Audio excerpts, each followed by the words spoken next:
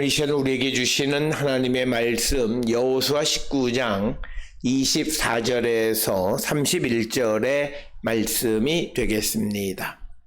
여호수아 19장 24절에서 31절에 있는 말씀 한 목소리로 합독하시겠습니다. 다섯째로 아셀 자손의 지파를 위하여 그 가족대로 제비를 뽑았으니 그들의 지역은 헬갓과 할리와 베덴과 악삽과 알람멜렉과 아맛과 미살이며 그 경계의 서쪽은 갈멜을 지나 시올 림낫에 이르고 해뜨는 쪽으로 돌아 벳다곤에 이르며 스불론을 만나고 북쪽으로 입다엘 골짜기를 만나 벳에멕과 느이엘에 이르고 가불 왼쪽으로 나가서 에브론과 르홉과 한몬과 가나를 지나 큰 시돈까지 이르고 돌아서 라마와 견고한 성읍 두로에 이르고 돌아서 호사에 이르고 악십 지방 곁 바다가 끝이 되며 또 음마와 아벡과 르호빈이 모두 22 성읍과 그 마을들이라. 아셀 자손의 지파가 그 가족대로 받은 기업은 이 성읍들과 그 마을들이었더라. 아멘. 오늘 우리가 함께 읽은 여호수아 19장 24절로부터 31절에 있는 말씀은 이제 유다와 요셉 가문 이외에 땅을 분배받지 못한 7 지파 가운데에서 이제 5번째로 아셀 지파에게 땅을 나누어 주는 이야기가 오늘 주시는 24절로부터 31절까지의 말씀이 되겠습니다. 우리가 알다시피 아셀은 레아의 종인 실바의 마지막 아들로 우리가 기록되어져 있고 오늘 주시는 24절로 31절의 말씀에 의하면 이들은 갈멜산 북쪽 지중해 연안을 따라서 시돈까지에 이르는 지역에 거주한 것으로 성경은 기록하고 있습니다. 그래서 이 지역은 이 두로나 시돈 이런 지역들의 어떤 항구가 발달함으로 말미암아 이런 해상 무역을 통해서 많은 부를 얻을 수 있는 아주 좋은 그런 곳에 위치하고 있었고, 그래서 창세기 49장 20절에서는 이 아셀에게 대해서 아셀에게서 나는 먹을 것은 기름진 것이라 그가 왕의 수라상을 차리리로다. 그래서 오늘 주시는 이 본문의 말씀 그리고 창세기 49장 20절에 있는 말씀을 통해서 이 아셀 지파가 거주했던 지역은 지중해 갈멜산 북쪽 지중해 연안 지역으로 매우 비옥한 땅이었다라고 우리가 이야기할 수 있고, 그래서 창세기 49장 20절에서는 기름진 것이 나고 왕의 수라상을 차릴 만큼 좋은 그런 것들이 자라는 곳이다 이렇게 언급하고 있고, 그래서 또 신명기 33장 24절에서는 그의 발이 기름에 잠길지로다 라고 하는 그런 표현으로서 아셀 지파의 땅이 매우 기름진 곳이다 라고 하는 것을 우리가 짐작할 수 있습니다. 특별히 오늘 주시는 이 본문의 말씀에 보면 25절에 등장하는 악삽이라든지 26절에 등장하는 알람멜렉이나 또는 26절에 또한 미살 이런 곳들은 전부 다 투트모세 3세의 도시 목록에 등장하는 그런 도시들이 되겠습니다. 이것은 이사갈 지파와 마찬가지로 이 아셀 지파가 거주한 땅은 이제 그 무기토 지역에서 계속 북상하는 세력들이 지나가는 국제 교역로가 위치하고 있었던 곳이 바로 이 아셀 지역입니다. 그래서 우리가 이사갈이나 아셀이나 두 지파의 땅의 공통점은 비옥한 땅이면서 그리고 국제 무역로가 지나가는 곳에 위치하고 있었다라고 하는 것입니다. 그래서 이 아셀은 아주 경제적으로 부유할 뿐만 아니라 반면에 많은 그런 국제 무역로가 있기 때문에 이방 문물들과 접촉할 수 있는 가능성이 많이 열린 것이고, 특별히 조금 더 북쪽에 있는 페니키아와 인접해 있기 때문에 그런 국제 무역을 통해서 국제 이방 문화와의 접촉이 빈번했던 곳이 아셀이었다, 이렇게 우리가 추정할 수 있고, 우리가 가나안으로 들어오는 그 광야 시대 때에 이 아셀 지파는 이 납달리 단과 함께 북쪽 진영에 위치하고 있었던 그런 지파들이 되겠습니다. 따라서 오늘 주시는 본문은 단지 이들이 이런 땅을 받았다 이렇게만 기록하고 있습니다만, 우리가 한 가지 눈여겨보아야 할 것은 신명기 27장 12, 13절에 의하면 아셀, 스불론, 그리고 단, 납달리, 루벤, 갓 이런 것들이 에발산에서 저주하기 위해서 에발산에 서 있었고, 반면에 시몬, 레위, 유다, 이사갈, 요셉, 베냐민은 축복하기 위해서 그리심산에 있었다라고 하는 것입니다. 그래서 오늘 우리가 주시는 이 본문의 말씀에서 특별히 아셀 자손들이 저주하기 위해서 그들이 에발산에 섰다라고 하는 것이 갖는 의미는, 이들이 비옥한 곳에 거주하고 그리고 많은 이방 문화와 접점을 가지고 있었기 때문에 그들은 하나님에 대한 그들의 믿음이 점점점 더 약화되어지지 않았겠는가, 이렇게 우리가 추정을 할 수 있겠습니다. 오늘 주시는 본문의 말씀을 보게 되면 25절에 이제 헬갓이라고 하는 곳이 등장하는데, 헬갓에 대해서는 텔엘 하르바스나 텔엘 카시스 가운데 두 곳 중 한 곳이다, 이렇게 이야기하고 있고, 할리는 그곳이 어딘지를 정확하게 알 수 없습니다. 그리고 베데는 오늘날 아부툰으로 추정하고, 그리고 악삽은 앞에서 말씀드렸던 투트모세 3세가 점령한 도시 목록, 그리고 또 아마르나 서신에도 등장하는 그런 도시가 악삽이라고 하는 지역이 되겠고,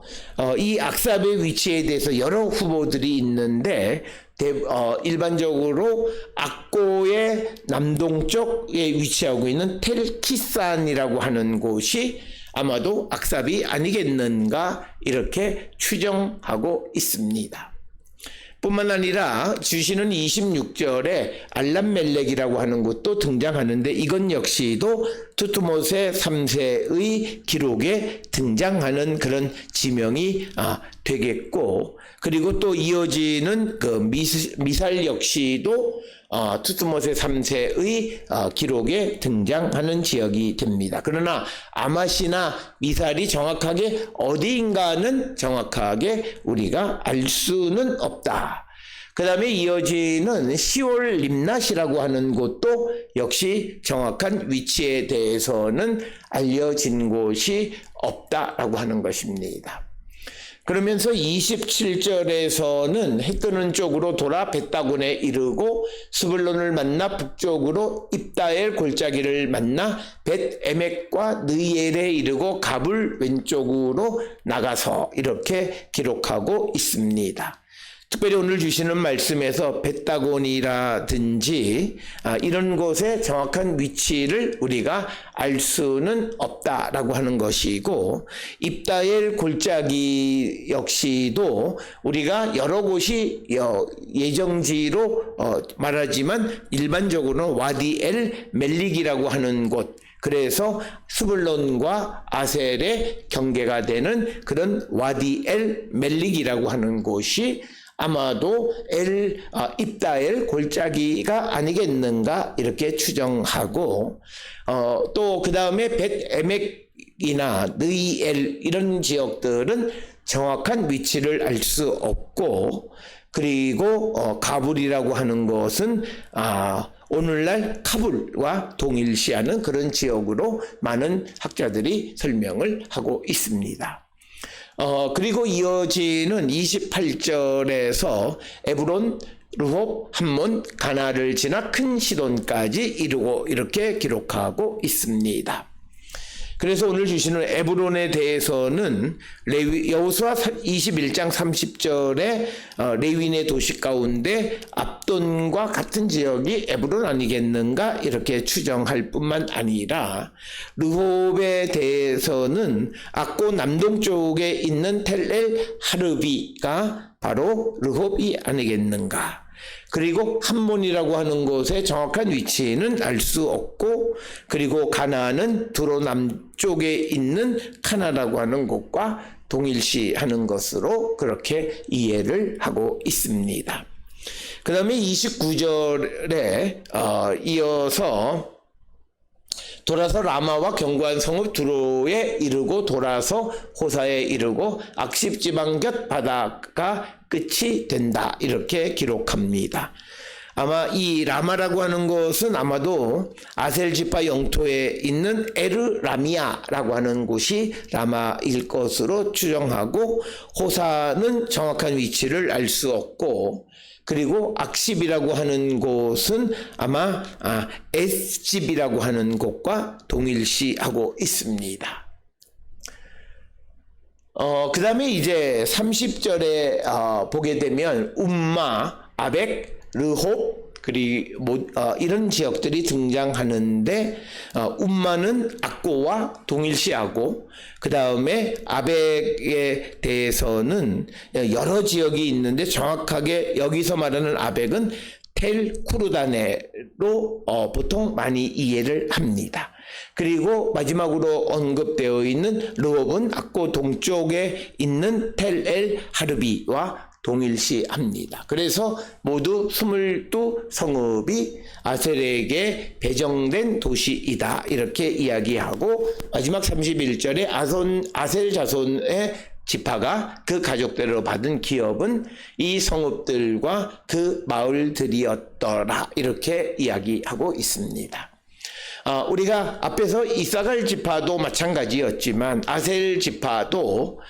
그들이 좋고 비옥한 땅을, 그리고 국제 무역로상에 있는 지역을 분배받음으로 말미암아 그들은 원튼 원치 않든 많은 이방 문물의 영향을 받을 수밖에 없었고, 뿐만 아니라 또 이방 사람들이 많이 그 침략을 받았던 것을 우리가 짐작할 수 있습니다. 따라서 그 본문 25절에 등장하는 악삽 같은 경우는 이집트의 중앙국의 저주 문서나 신왕국 시대의 투트모스 3세가 점령한 도시 목록에 등장할 뿐만 아니라 아마르나 서신에서도 등장하는, 그래서 이집트가 점령하는 그런 지역이었던 곳이 악삽이 바로 아셀 자손의 영토에 있다라고 하는 것은 바로 이 지역이 지정학적으로 교통의 요지, 국제 무역로가 지나는 곳에 위치하고 있을 뿐만 아니라